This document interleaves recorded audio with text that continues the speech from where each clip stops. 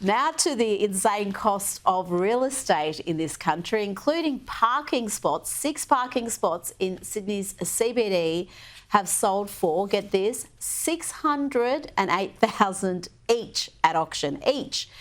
And it's supposed to be, Patrick, a record price per space. That is crazy. In most countries, they would look at that and would refuse to believe that. 600,000 in whatever currency that transfers to would buy you a substantial house in most countries. Absolutely. Look, I think there was 92 inquiries for these car parks. Wow. It is prime real estate. It's near Circular Quay in Sydney. It is. It's still a parking spot. It is a parking spot. They had 30 bids. They went past the reserve after 4 bids, I think.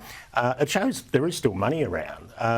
And something like that, look, that is very desirable to have those car parks. Oh, absolutely. Now, I know you're a footy fan, so before you go, I want to get your input on this story.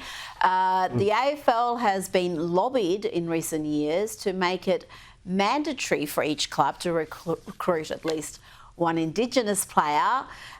What do you make of this proposal? The number of Indigenous players on AFL lists has reduced in recent years, but do we really need to have quotas and mandatory recruitment? Look, like quotas in every aspect of industry across the board, they don't work, and it's not going to work in an elite sport context, is it? No. Look, the numbers are sad. I think there's 87 Indigenous players playing AFL 5 years ago. It's down to 62.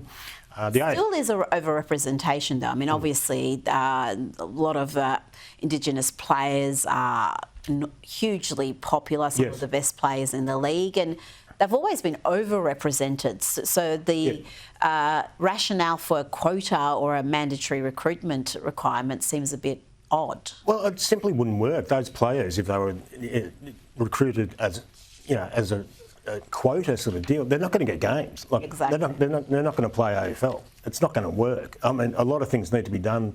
There are systemic issues here in terms of getting great players to the AFL, playing field. And there's lots that needs to be done, but quotas is not going to fix anything. Patrick, Carlyon, thanks for your time tonight.